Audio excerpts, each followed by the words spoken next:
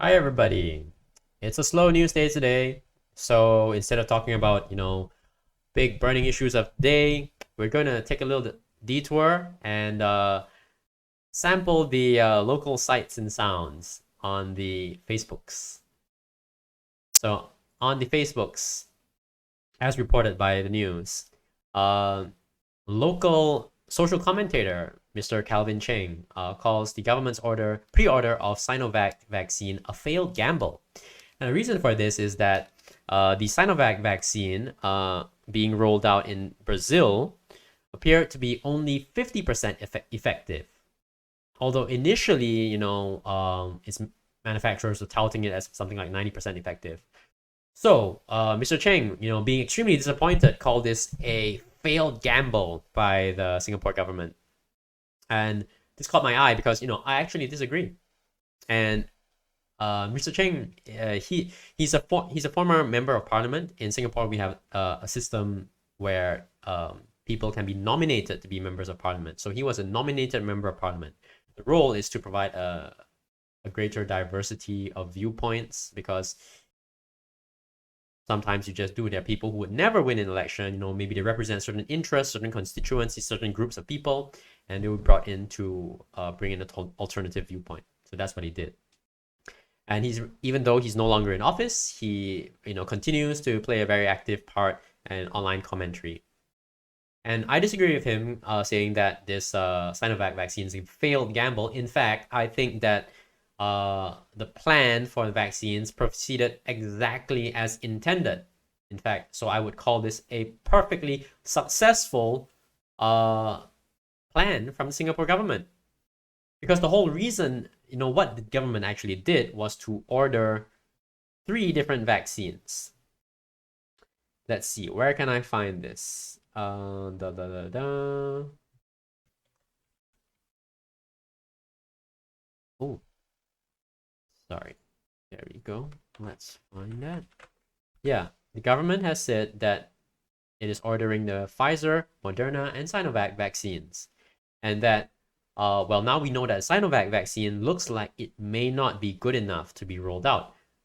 But this is exactly why you choose 3 vaccines, even though Pfizer and Moderna are world famous pharmaceutical companies.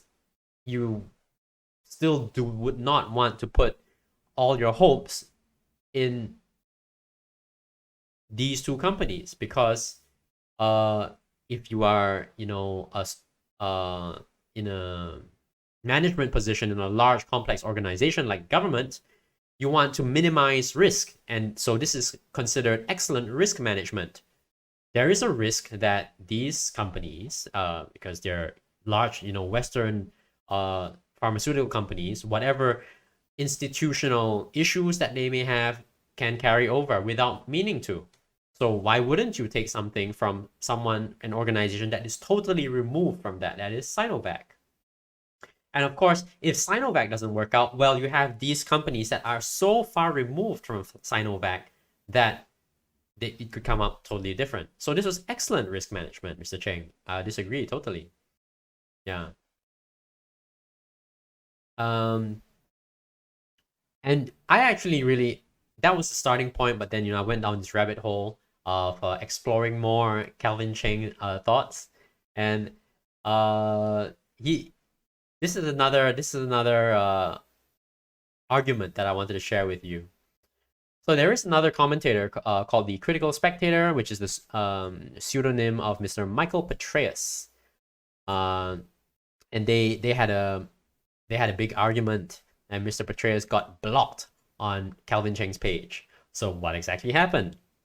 Uh, Here we go. Let's dive into this very briefly.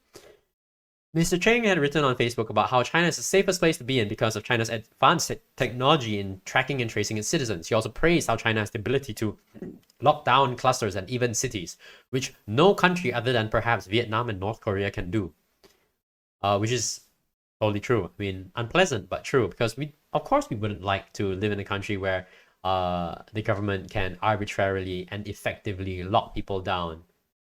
I mean, even for good reasons, it's just really disruptive. Like, it'd be preferable to be in a place that this is not easily done, right? And what does Mr.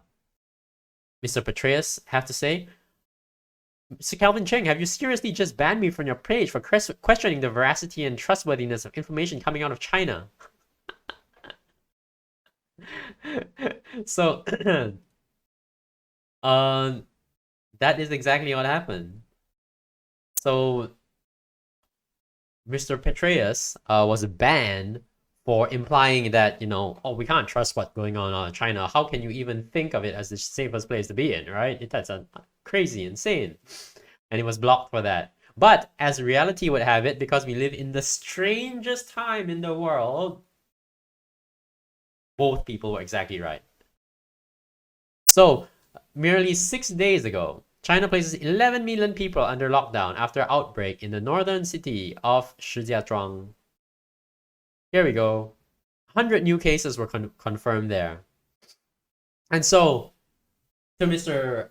Calvin Cheng, wow, it looks like, well, you're right, because they locked down the whole city of 11 million people when the cases were detected. So yes, you're right that they can do take these kind of measures very effectively, right? And then also to Mr. Michael Petraeus, critical spectator, his skepticism was well founded because it appeared that there were no new cases and things were really quiet. I don't even know if there were isolated small number of cases around.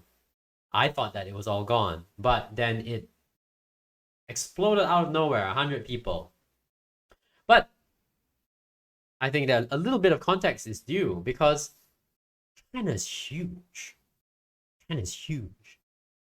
Even if you had, authorities, an efficient, honest government that tried its best to keep the virus at bay, would they be able to tamp down on every single outbreak effectively and miss nothing, like would not have an outbreak that came unexpectedly? I'm not sure about that. I'm not sure that could be done, even with the best intentions. So I agree with Michael Petraeus that I don't really trust them. I don't really find it very credible. But we really cannot know, right? The reason why we're skeptical is because there are many, many instances of things, maybe totally unrelated, maybe politically related, related geopolitics that influence our thinking on this matter. But we don't really know. We can't tell, unfortunately, whether we're being presented with honest information about the disease, although I'll be very skeptical. But both parties are actually correct here. And that's a very strange thing and only reflective of the strange year that we're having. But as a result, of course, of all this back and forth, strong opinions, and changing realities, Mr. Calvin Cheng had to announce a circuit breaker for his Facebook page, meaning that he would ban people who were negative and insulted him. And yes, of course, this is necessary because on Facebook, you can get the worst of the worst trolls. People who come to vehemently disagree or to pick a fight and engage in pointless debate.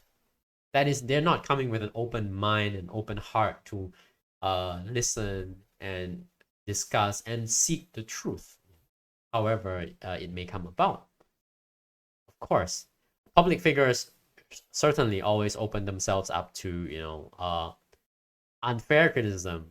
I mean, there's fair criticism, and then there's just the kind that's out to hurt you for no reason, and there's plenty of that, unfortunately. So I'm not one of those people, though, so I want to say, Mr. Calvin Cheng, I really enjoy your posts. I mean, I've already disagreed with you earlier, but it doesn't lessen my enjoyment. I can agree or disagree, and I think you look dashing in your suit. Yeah. So there's one last story that I like to share with everyone, and I think maybe this is the juiciest one. I saved the best for last. Mr. Calvin Cheng bans critical spectators, Michael Petraeus, from his Facebook page due to white supremacist ideas, and that's like the flavor of the month. The idea du jour, the zeitgeist, That's just the idea going around right now. And poor Michael Petraeus, he had no say in the matter, you know, like where he's born and his ethnicity as he's born. But sorry, sir, that's just how it goes nowadays in 2021. I feel for you. Mr. Calvin Cheng, you see here, there's a screenshot, says of Michael Petraeus, his idea that European civilization is superior and is wrong and reprehensible. He's a white supremacist, which is like the worst insult you can throw at someone in this day and age. So what happened exactly? Well, here I can take you through it really quickly. There was a newspaper editorial in Singapore where it was stated that it is time to listen to minorities' concerns, and appeared in the newspaper. And then a concerned netizen, Sudhir Thomas, wrote a very uncomplimentary Facebook post, you know, responding to the editorial, which then triggered Mr. Petraeus to respond to this extremely long Facebook post. Now, suffice to say, he disagrees that, you know, he disagrees with what the Mr. Sudhir Thomas was saying, which he's highlighted here. You know, the article glosses over the PAP's inherent racism, which is at the core of the issue in Singapore. There are, you know, racist beliefs by Singapore's founding father. Blah blah blah. There's, you know, casual racism, stereotyping, and online vitriol. Yeah. So Mr. Michael Petraeus took issue with that, and he says that, oh man, you're like one of those people who just go on, you know, live in comfort, live so well, but, you know, go online and complain about things as if you have the worst life in the world. I'm paraphrasing, certainly. And here I highlighted what I felt was like the core of what his argument, okay, the crux of what he really wanted to get across. And just my opinion on it, of course. Other people may have different opinions. So it says here, there is no evidence found in any place in the world that governance by any ethnic group other than East Asians or white Westerners can be as effective, successful, and globally competitive. Of course, that's a very, very triggering claim. And of course, Mr. Calvin Cheng takes issue with that. So he says here, the critical spectator is propounding anthropological ideas that some races and civilizations are superior to others in governance and economic development. This is wrong and dangerous. It's taking one slice of a short history of time and using it to create a false theory of humanity. So, and he goes on, oh, these ideas are nonsensical if we look at human history through the lens of 3,000 years rather than 300 years. Actually, I read his post and I don't really understand what he's trying to get at, because so if you look at the grand scheme of history of 3,000 years of human history, what do you take away from that? I have no idea. Does he mean to say that on 3,000 years, you know, everybody has had their time in the sun and every people in the world have had their superior civilization at some point or other?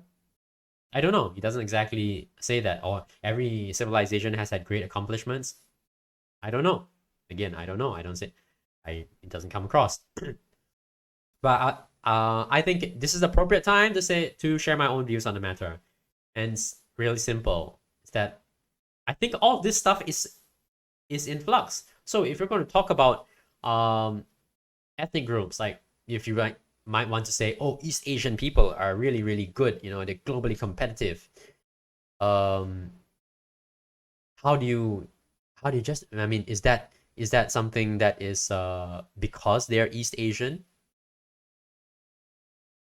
How do you take it out the fact that, you know, East Asian countries are in East Asia and they went through the history of East Asia and they had the opportunities, the weather, and the resources in the ground and in the lakes, in the seas that were presented that way. And maybe they were situated close to China, which for, you know, the longest time, for hundreds of years, was the largest economy in the world. Maybe that was beneficial somehow, you know, and it gave them a foundation of sorts of society, right? And how does that any way relate to us as individuals living our lives in this modern society. Because I'll have a confession, I'll make this confession. I am a Chinese person, but what does that mean, right? Because if I'm not qualified to be an engineer, and I'm not qualified to be an engineer, I can't be an engineer. I can't take an engineering job. And if I'm not qualified to be an accountant, and again, I'm not a qualified accountant, I can't be an accountant, and race has nothing to do with it. If I have qualifications, I can do some things, and I don't. And I can't, what would I take pride in what people 3,000 years ago did or 300 years ago did? That would be absurd. Because that had nothing to do with me. I had no part to play in that. Why am I proud of a stranger's accomplishments that is long dead? Right? So that is pretty silly. That is pretty silly. I think it makes sense for a person to be proud of their individual accomplishments, right? But I don't think it makes sense to say I'm proud of my accomplishments of strangers with a similar skin color to me. That doesn't make any sense to me. So I don't know if that, really makes any difference to anybody in the world. I mean, we're talking about history, and besides, ancient civilizations, they have nothing in common with us. They may have had slaves. They may have, been very barbaric, and maybe that's why they did so as well as they did. They have nothing in common with us. Maybe they just look like us, but everything else is different. Their ideas, language, everything. So I don't really know if we can compare things that way. Yeah. But when we deal with people one-to-one, I think we should think of people as people, one by one. And we should take pride in who we are as individuals. So that is the thought that I would like to leave you with. Yeah. And I have exhausted my prepared remarks. Thank you everyone for listening. If you enjoyed listening to me share today's, alternative entertainment, please click the like button, subscribe, share the video if you like, get other people thinking about it. And I will be back as soon as I can with more content. So I'll talk to you again next time. Bye-bye.